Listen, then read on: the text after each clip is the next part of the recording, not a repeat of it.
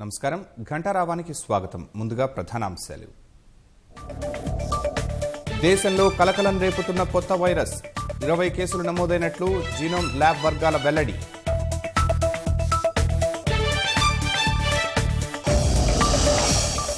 అమెరికాలో vaccine పంపిణీపై Biden అసంతృప్తి Trump యంత్రాంగం ఉదాసీనతపై విసుర్లు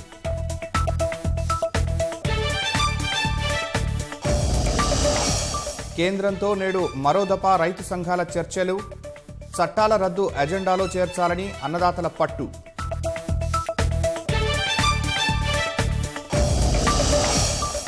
సర్కారీ ఉద్యోగుల జీతాలు పదవీ విరమణ వయస్సు పెంపు 2 నెలల్లో సమస్యల శాశ్వత పరిష్కారానికి సీఎం హామీ కామారెడ్డి జిల్లాలో ఇసుక లారీల బీభత్సం ప్రాణాలు గుప్పిట్లో పెట్టుకుని జనం బిక్కుబిక్కు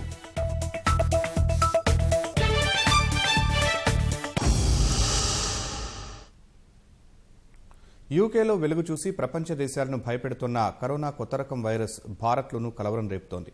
దేశవ్యాప్తంగా 20 కేసులను గుర్తించినట్టు కేంద్రం ప్రకటించింది. ఎన్సీడీసీ ఢిల్లీలో 8 మంది, బెంగళూరులోని నిమ్హాన్స్ ప్రయోగశాలలో 7, హైదరాబాద్లోని సీసీఎంబీలో 2, పూణేలోని ఎన్ఐబీలో 1 కేసు నిర్ధారణ అయినట్లు కేంద్ర ఆరోగ్య శాఖ వెల్లడించింది.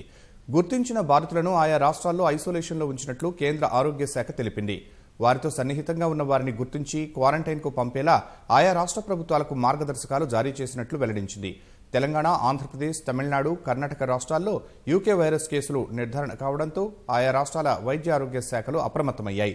ఇప్పటికే వరంగల్ అర్బన్ జిల్లాకు చెందిన వ్యక్తిలో యూకే వైరస్ ను గుర్తించగా తాజాగా హైదరాబాద్లో ఓ మహిళకు ఈ వైరస్ సోకినట్లు సీసీఎంబీ నిర్ధారించినట్లు తెలుస్తోంది. ఈ విషయాన్ని తెలంగాణ వైద్యాధికారులు అధికారికంగా ప్రకటించలేదు. బ్రిటన్ నుంచి రాజమహేంద్రవరానికి వచ్చిన మహిళలో కొత్త రకం కరోనా వైరస్ ను గుర్తించామని, ఆమె నుంచి ఇతరులకు సోకలేదని ఆంధ్రప్రదేశ్ ఆరోగ్య కుటుంబ సంక్షేమ శాఖ కమిషనర్ కాటంనేని భాస్కర్ తెలిపారు. యూకే నుంచి తమిళనాడుకు వచ్చిన ఒకరికి కొత్త రకం వైరస్ సోకినట్లు తమిళనాడు ఆరోగ్య శాఖ కార్యదర్శి రామకృష్ణన్ చెన్నైలో తెలిపారు. కర్ణాటకలో కొత్త వైరస్ బారిన పడిన వారి సంఖ్య 3కు పెరిగింది.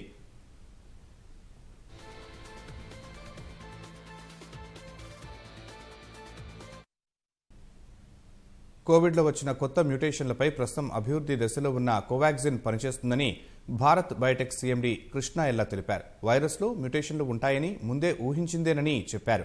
చైనా ఎఫికసీ పరీక్ష చేయలేదని, అభివృద్ధి చెందిన దేశాల్లో కోవాక్సిన్ మొదటి ఎఫికసీ పరీక్ష జరుగుతున్న టీకా అని ఆయన వెల్లడించారు. 80 దేశాల్లో కోవాక్సిన్ క్లినికల్ ట్రయల్స్ నిర్వహిస్తున్నామని, ఇప్పటికే 3వ విడతలో భాగంగా 20,000 మందిపై ట్రయల్స్ అయ్యాయని తెలిపారు.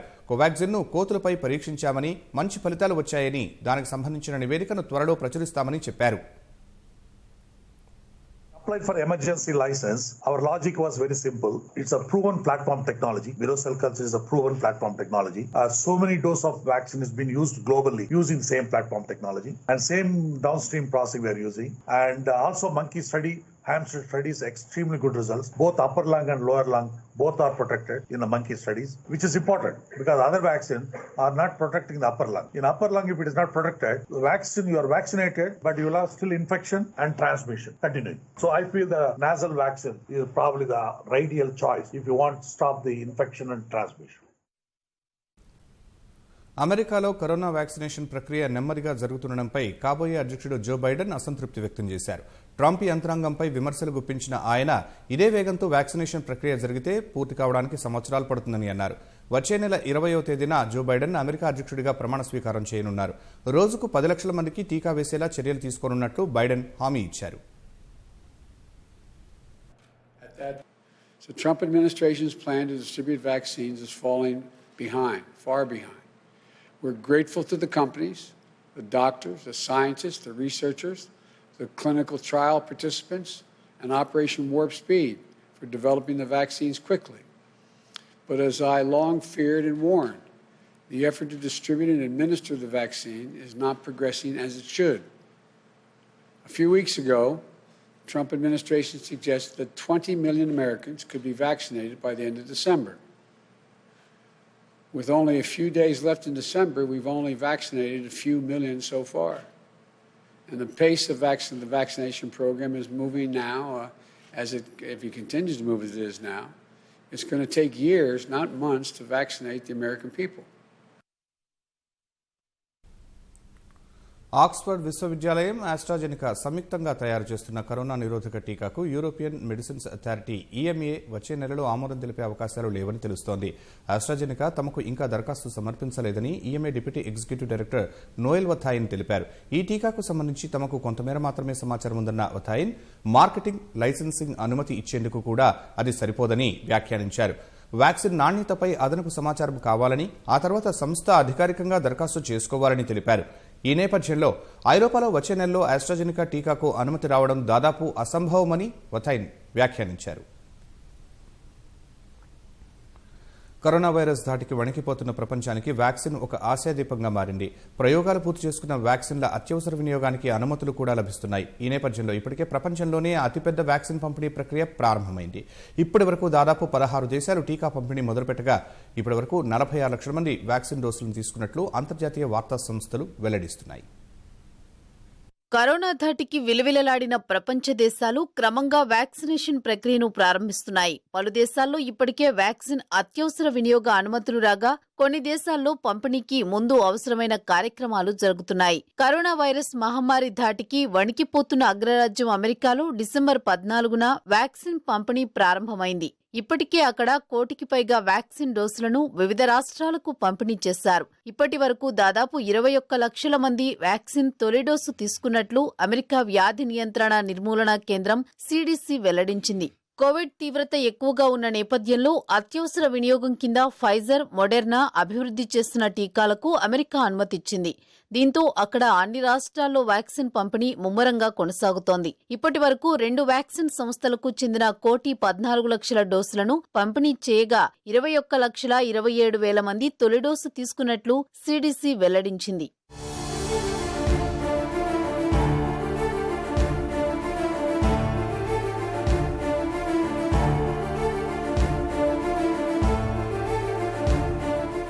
కరోనా వైరస్ తొలుత వెలుగుచూసిన చైనా వ్యాక్సిన్ పంపిణీలోనూ ముందుంది. ఇప్పటికే 10 లక్షల మందికి టీకా అందించినట్లు 2 వారాల క్రితమే చైనా వెల్లడించింది. ఇక వుహాన్ వంటి నగరాల్లో భారీ స్థాయిలో వ్యాక్సిన్ పంపిణీ ప్రారంభించిన చైనా ఫిబ్రవరి నాటికి దాదాపు 5 కోట్ల మందికి వ్యాక్సిన్ ఇచ్చే ప్రక్రియను పూర్తి చేయాలని భావిస్తోంది. కరోనా వ్యాక్సిన్ ను తొలిసారిగా రిజిస్టర్ చేసుకున్న రష్యా కూడా వ్యాక్సిన్ పంపిణీ వేగంగా కొనసాగిస్తోంది. ఇప్పటికే అక్కడ దాదాపు 5 లక్షల మంది వ్యాక్సిన్ తీసుకున్నట్లు సమాచారం. అయితే ప్రయోగాలు పూర్తి కాకముందే పంపిణీ మొదలు పెట్టడంతో రష్యన్లు వ్యాక్సిన్ తీసుకునేందుకు అంతగా ఆసక్తి చూపడం లేదనే వాదన కూడా ఉంది.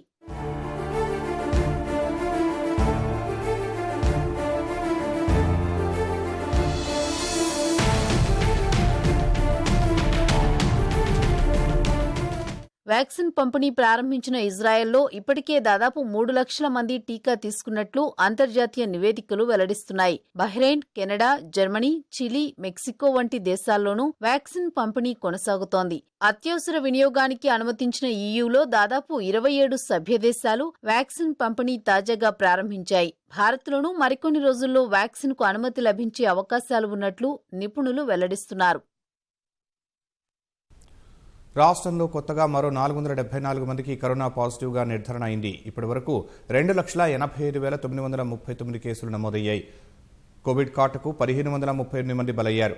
మహమ్మారి నుంచి మరో 592 మంది కోలుకున్నారు. ఇప్పటి వరకు వైరస్ నుంచి 2,78,523 మంది బాధితులు కోలుకున్నారు. రాష్ట్రంలో ప్రస్తుతం 5,878 కరోనా యాక్టివ్ కేసులుండగా హోమ్ ఐసోలేషన్లో 3,735 మంది బాధితులు చికిత్స పొందుతున్నారు. జీహెచ్ఎంసీ పరిధిలో కొత్తగా 102 మందికి వైరస్ సోకింది.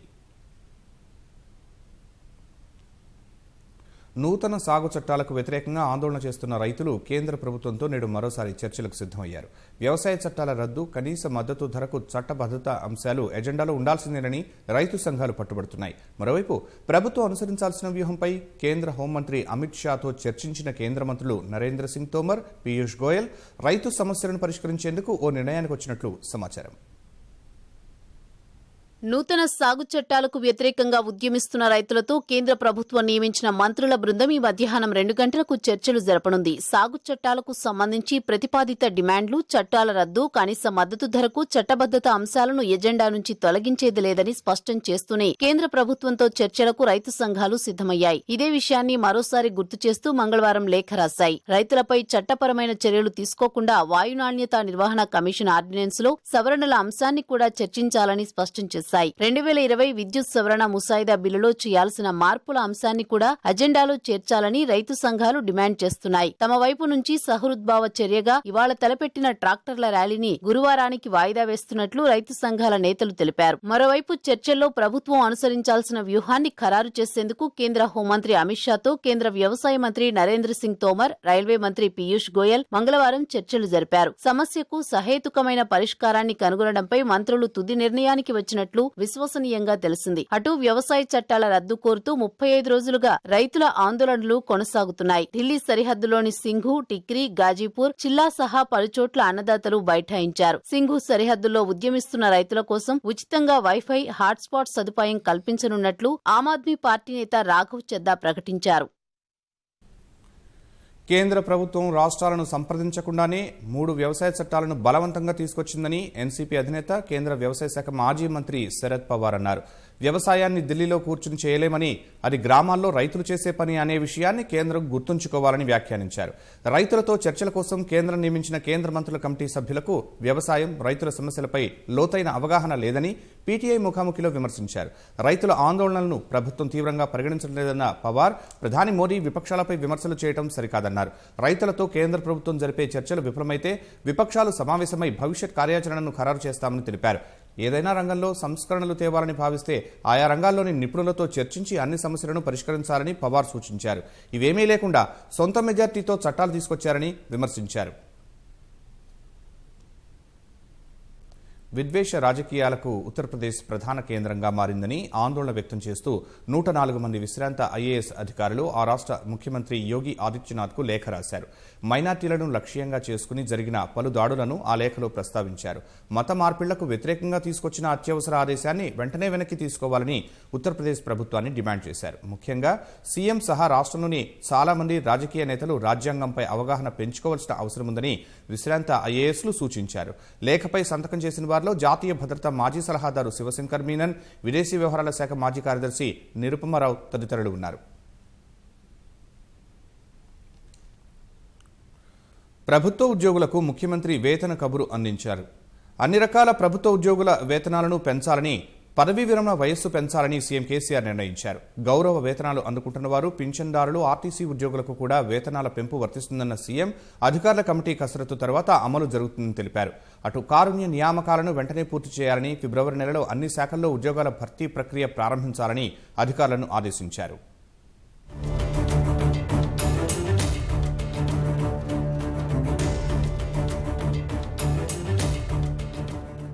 నూతన సంవత్సర కానుకగా అన్ని రకాల ప్రభుత్వ ఉద్యోగులకు వేతనాలు పెంచాలని, ఉద్యోగ విరమణ వయస్సు పెంచాలని ముఖ్యమంత్రి కేసీఆర్ నిర్ణయించారు.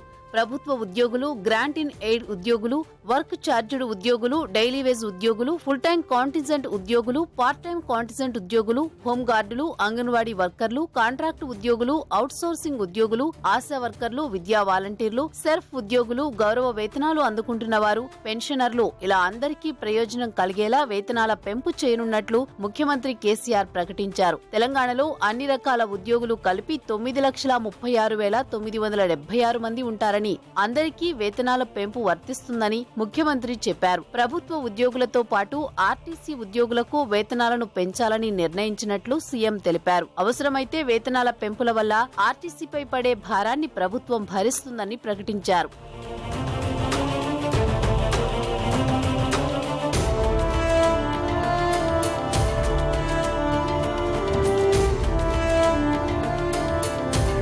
ఉద్యోగ విరమణ వయసు పెంపు, పదోన్నతులు, బదిలీలు, సరళతరమైన సర్వీస్ నిబంధనల రూపకల్పన, రిటైర్ అయ్యే రోజే ఉద్యోగులకు అన్ని రకాల ప్రయోజనాలు, కారుణ్య నియమాలు వంటి అంశాలన్నింటినీ ఫిబ్రవరిలోగా సంపూర్ణంగా పరిష్కరించనున్నట్లు కేసీఆర్ వెల్లడించారు. అన్ని శాఖల్లో ఖాళీలను గుర్తించి ఫిబ్రవరి నుంచి ఉద్యోగ నియామకాల ప్రక్రియను చేపట్టనున్నట్లు సీఎం ప్రకటించారు. ఈ అంశాలన్నింటిపై అధ్యయనం చేయడానికి, ఉద్యోగ సంఘాలతో చర్చలు జరపడానికి తెలంగాణ ప్రభుత్వ ప్రధాన కార్యదర్శి సోమేష్ కుమార్ అధ్యక్షుడిగా త్రిసభ్య సంఘాన్ని సీఎం నియమించారు.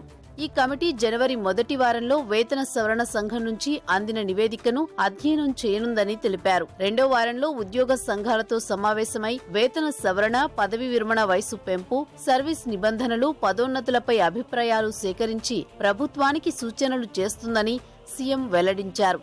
అనంతరం కేబినెట్లో తుది నిర్ణయం తీసుకుంటామని వెల్లడించారు. ప్రభుత్వానికున్న ఆర్థిక పరిమితుల మేరకు అన్ని రకాల ఉద్యోగులకు ఎంతో కొంత వేతనాలు పెంచాలని ప్రభుత్వం నిర్ణయించిందని ముఖ్యమంత్రి కేసీఆర్ ప్రకటించారు. తెలంగాణ వ్యాప్తంగా అన్ని శాఖల్లో వెంటనే కారుణ్య నియామకాల ప్రక్రియను పూర్తి చేయాలని కేసీఆర్ స్పష్టం చేశారు. రాష్ట్రంలో ఉద్యోగుల వేతనాలు సహా పదవీ విరమణ వయసును పెంచాలని కేసీఆర్ సర్కార్ నిర్ణయం తీసుకోవడం పట్ల ఉద్యోగ సంఘాలు హర్షం వ్యక్తం చేశాయి. టీఎన్జీఓల సంఘం అధ్యక్షుడు మామిండ్ల రాజేందర్, ప్రధాన కార్యదర్శి రాయకంటి ప్రతాప్, టీజీఓ అధ్యక్షురాలు మమత ప్రగతి భవన్లో సీఎం కేసీఆర్ను కలిసి కృతజ్ఞతలు తెలిపారు. పెరిగిన ఖర్చులను దృష్టిలో పెట్టుకుని మెరుగైన ఫిట్మెంట్ ఇస్తారని ఆశిస్తున్నట్లు తెలంగాణ రెవెన్యూ ఉద్యోగుల సంఘం ట్రెసా తెలిపింది. రెవెన్యూ ఉద్యోగులకు ప్రత్యేక స్కేల్ అమలు చేయాలని విజ్ఞప్తి చేసింది. ఉద్యోగుల వేతనాల పెంపు, పదవీ విరమణ వయసు పెంపుపై కమిటీ వేయడం హర్షించదగ్గ విషయమన్న తెలంగాణ ఉద్యోగుల సంఘం కమిటీ నివేదికను త్వరితగతిన తెప్పించుకుని వీలైనంత త్వరగా ప్రకటిస్తారని ఆశిస్తున్నట్లు తెలిపింది. కొత్త ఉద్యోగ నియామకాలను చేపట్టడం కూడా శుభపరిణామమని సీఎం కేసీఆర్కు కృతజ్ఞతలు తెలిపింది. రాష్ట్రంలో సబ్ రిజిస్ట్రార్ కార్యాలయాలు నేటి నుంచి మరింత రద్దీగా మారనున్నాయి. అనుమతులు లేని, క్రమబద్దీకరణ కాని పాత ప్లాట్లు రిజిస్ట్రేషన్లకు ప్రభుత్వం అనుమతి ఇవ్వడంతో రిజిస్ట్రేషన్లు మరింత పెరిగే అవకాశం ఉంది. తాజాగా రోజుకు 3,000కు పైగా రిజిస్ట్రేషన్లు అవుతూ ఉండగా నేటి నుంచి 3,500 నుంచి 4,000 జరిగేందుకు అవకాశాలు ఉన్నాయని అధికారులు అంచనా వేస్తున్నారు. ఎల్ఆర్ఎస్ లేకుండానే భూముల రిజిస్ట్రేషన్ల అనుమతిస్తూ రాష్ట్ర ప్రభుత్వం నిర్ణయం తీసుకుంది. అయితే పాత పద్ధతిలో రిజిస్ట్రేషన్ల ప్రక్రియ కొనసాగుతున్నప్పటికీ అనుమతులు లేని, క్రమబద్దీకరణ లేని ఫ్లాట్లు, నిర్మాణాల రిజిస్ట్రేషన్లు చేయలేదు. క్షేత్రస్థాయిలో ప్రజల ఇబ్బందులు, విజ్ఞప్తులను దృష్టిలో ఉంచుకుని రాష్ట్ర ప్రభుత్వం నిబంధనలను సడలించింది. ఇప్పటి వరకు పాత పద్ధతిలో మంగళవారం వరకు జరిగిన 25,932 రిజిస్ట్రేషన్లు జరిగితే 775.69 కోట్లు ఆదాయం సమకూరింది. 3 నెలలకు పైగా విరామం తర్వాత పాత విధానంలో కార్డు ద్వారా కొనసాగుతున్న రిజిస్ట్రేషన్ల ప్రక్రియతో రాష్ట్రంలోని 141 సబ్ రిజిస్ట్రార్ కార్యాలయాలు రద్దీగా కనిపిస్తున్నాయి. ఇప్పటికే అంచనాకు మించి రోజువారీ రిజిస్ట్రేషన్లు జరుగుతుండగా నేటి నుంచి రిజిస్ట్రేషన్ల సంఖ్య మరింత పెరిగే అవకాశం ఉంది.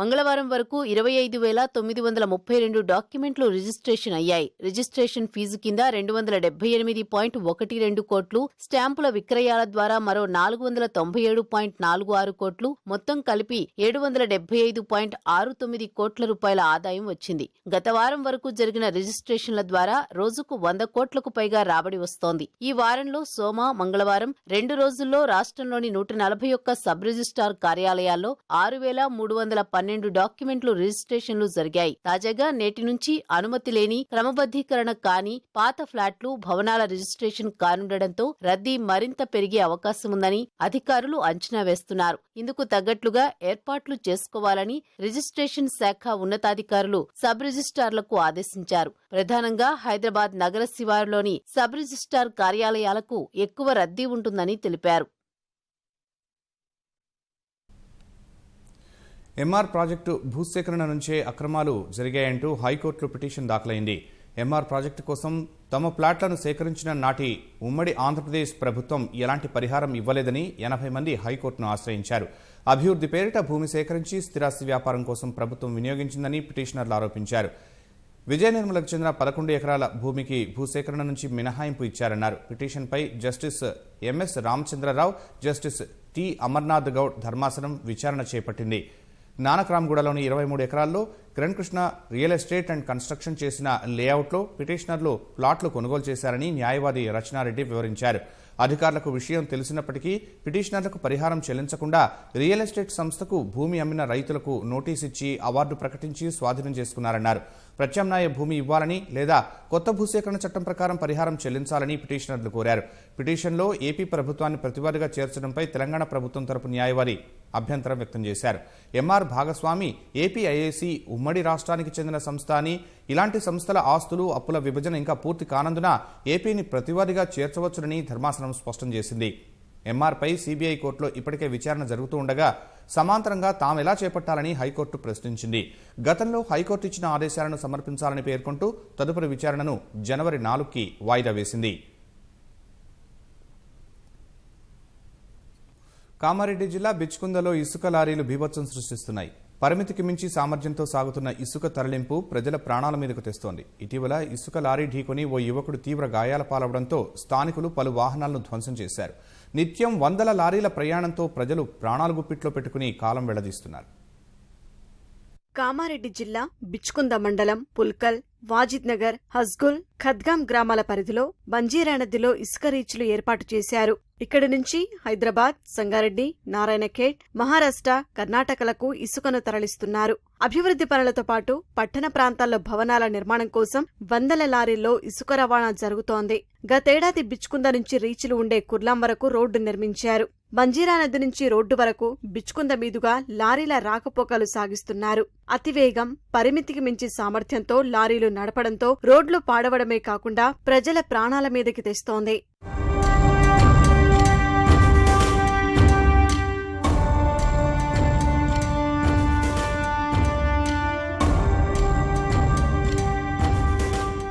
ఈ నెల 28న ఇసుక లారీ ఓ యువకుణ్ణి ఢీకొట్టింది. బాధితుడు తీవ్ర గాయాలతో ఆసుపత్రిలో చికిత్స పొందుతున్నాడు.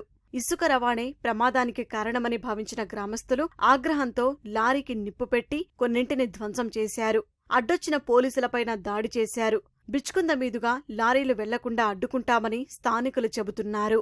డ్రైవర్లు కూడా మద్యం మత్తులో వచ్చి 2-3 యాక్సిడెంట్లు చేశారు ఇప్పటి వరకు. మొన్ననేమో మద్యం మత్తులో లారీ లోడింగ్ ఉన్నప్పుడు కంబాని గుద్ది ఇంటి పైకి వెళ్ళింది. అంతేకాకుండా ఒక యువకునికి రోడ్డు పైన గాయం చేసి ఆయన కాళ్ళు పైన నుంచి లారీ వెళ్లడం జరిగింది. ఇలాంటి దారి తీస్తున్నాయి కాబట్టి మా బిచ్కుంద నుంచి అసలు ఇకపై నుంచి వెళ్ళనీయం మేము లారీలను. ఇష్టారీతిన సాగుతున్న ఇసుక రవాణాతో గతేడాది నిర్మించిన రోడ్లన్నీ దెబ్బతిన్నాయి. దుమ్మో ధూళి వ్యాపించి రోగాల బారిన పడుతున్నామని వాపోతున్నారు. తమ గ్రామం నుంచి కాకుండా ఇసుక రవాణాకు ప్రత్యామ్నాయ మార్గం చూసుకోవాలని బిచ్కుంద ప్రజలు కోరుతున్నారు. ముందు ఇదే ఇసుక వివాదం పైన చాలా సార్లు కూడా ఫిర్యాదు చేయడం జరిగింది అనమాట. ఇబ్బంది ఉంది, ఈ పరిస్థితి పైన చాలా ఇబ్బందిగా ఉన్నది. కొద్దిగా పట్టించుకోవాలా, మా పైన కూడా దయ చూడాలని చెప్పేసి మేము అన్నాం. కానీ ఇప్పటి వరకు ఎలాంటి చర్య రాలేదు. ఈ ఇసుక రవాణా ఏదైతే జరుపుతున్నారు రోజు 24 గంటలు ఎక్కడ జరుపుతున్నారు, దానివల్ల మేము చాలా ఇబ్బందులు ఎదుర్కొంటున్నాం. కాబట్టి ఎన్నిలాంటి రోజుకు 100 పైన లారీలు వెళ్తున్నాయి. ఎన్ని లెక్క పెడితే పొద్దున 6 నుంచి సాయంత్రం 6 వరకు వాళ్ళకి పర్మిషన్ ఉన్నది.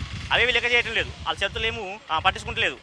మీ లారీలు నడవడం వల్ల మా ప్రజలు ఇబ్బంది పడుతున్నారు, యాక్సిడెంట్ కు గురవుతున్నారు, వాళ్ళ ఆరోగ్యాలు దెబ్బతింటున్నాయి. కాబట్టి మేమేమంటుంటే ఇక్కడ నుంచి కాకుండా వేరే రూట్ వేసుకుని వేరే మార్గం వేసుకుని అక్కడ నుంచి వెళ్తే మేము బతుకుంటాం, మేము బాగుపడతాం. ఈ ఉసుక లారీల వల్ల డస్ట్ వల్ల ఎక్కడ వస్తున్నాయి ఎక్కడ పోతున్నాయి ఏం సమాధానం ప్రమాదాలు ఎక్కడ జరుగుతున్నాయి. వాళ్ళు తాగుతున్నారు, వస్తున్నారు, ఏం చేస్తున్నారో తెలుసలేదు. 100 పర్మిషన్లతో మినిమం ఒక 300 లారీలు వెళ్తున్నాయి. వీటికి పట్టించుకునే అధికారులే లేరు. ఎవరైనా ప్రశ్నిస్తే వాళ్ళని బెదిరించడం కానీ ఇలా చేస్తున్నారు. ఈ లారీలని తక్షణమే నిలిపివేయాలని మా ఊరు నుంచి కాకుండా వేరే ఎటు సైడ్ నుంచి రవాణా చేసుకోవాలని కోరుకుంటున్నాం. అభివృద్ధి పనుల పేరుతో నకిలీ వేబిల్లులు చూపిస్తూ రాత్రి వేళల్లో ఇసుక తరలించడం వల్లే ప్రమాదాలు జరుగుతున్నాయని స్థానికులు ఆరోపిస్తున్నారు. ఉన్నతాధికారులు స్పందించి సమస్యను పరిష్కరించి ప్రాణాలు కాపాడాలని కోరుతున్నారు. పాములు కనిపిస్తే ఎవరైనా భయపడి పరిగెడతారు, కొందరైతే కొట్టి చంపుతారు. కానీ కర్ణాటకకు చెందిన సాదిక్ మాత్రం సర్పాలను రక్షిస్తాడు. వాటిని సురక్షితంగా అటవీ అధికారులకు అప్పగిస్తాడు. అలా ఇప్పటివరకు 7,977 పాములను కాపాడాడు. స్థానిక ప్రజల నుంచి పాముల సాదిక్ అనే బిరుదును పొందాడు. పాముల సాదిక్ ఈ పేరంటి కర్ణాటకలోని దొడ్డబల్లాపుర తాలూకాలో అందరికీ సుపరిచితమే. ఎందుకంటే అతడు ఇప్పటి వరకు 7,977 పాములను కాపాడాడు. 16 ఏళ్ల క్రితం అనుకోకుండా ఓ ఇంట్లో దూరిన విషసర్పాన్ని కాపాడిన అతనికి అప్పటినుంచి అదే బతుకుదెరువు అయ్యింది. ఇటీవల ఘాటి సుబ్రహ్మణ్య అనే ప్రాంతంలో అతడు పామును పట్టిన వీడియో ఇప్పుడు వైరల్ గా మారింది. పలానా జోగిహళ్లి ప్రాంతానికి చెందిన సాదిక్ వంట మాస్టరుగా పనిచేసేవాడు. ఒకరోజు స్థానికుల ఇంట్లోకి పాము దూరింది. అది కాస్త పూజగదిలోకి వెళ్ళింది. వెంటనే ఆ కుటుంబం భయపడి బయటికి వచ్చింది. అప్పుడు సాదిక్ చాకచక్యంతో ఆ సర్పాన్ని ప్లాస్టిక్ డబ్బాలోకి పట్టి దాన్ని రక్షించాడు. అప్పటినుంచి పాములు పట్టడమే అతనికి వృత్తిగా మారింది. పాము కనబడగానే స్థానికులకు వెంటనే సాదిక్ గుర్తొస్తాడు. సమాచారం ఇవ్వగానే నిమిషం ఆలస్యం చేయకుండా వచ్చి వాటిని పట్టేస్తాడు. ఇలా ప్రతి ఏడాది 500 వరకు పాములను రక్షించి అటవీ శాఖ అధికారులకు అందించాడు. విషసర్పాలను పట్టే క్రమంలో పలుమార్లు పాము కాట్లకు గురయ్యాడు. వాటికి విరుగుడు కూడా కనిపెట్టాడు. పైగా పాము కాటు అతని శరీరాన్ని ఏమీ చేయలేదని చెప్పాడు. డబ్బులు పోసి ఆక్సిజన్ కొనుక్కోవడం కంటే ఉచితంగా ఆక్సిజన్ అందించే మొక్కలు నాటడం ఉత్తమమని కథానాయిక ప్రజ్ఞా జైస్వాల్ అన్నారు. గ్రీన్ ఇండియా ఛాలెంజ్లో భాగంగా హైదరాబాద్ జూబ్లీ హిల్స్ పార్క్లో మొక్కలు నాటిన ప్రజ్ఞ ప్రతి పౌరుడు విధిగా 3 మొక్కలు నాటాలని విజ్ఞప్తి చేశారు. గ్రీన్ ఇండియా ఛాలెంజ్ను మొదలుపెట్టిన ఎంపీ సంతోష్ కుమార్కు అభినందనలు తెలిపిన ప్రజ్ఞ ఈ ఉద్యమంలో తన స్నేహితులతో పాటు కథానాయిక రెజినా, దర్శకుడు బోయపాటి శ్రీనులకు హరిత సవాల్ విసిరారు. And you can just pour like that, covering of the plant.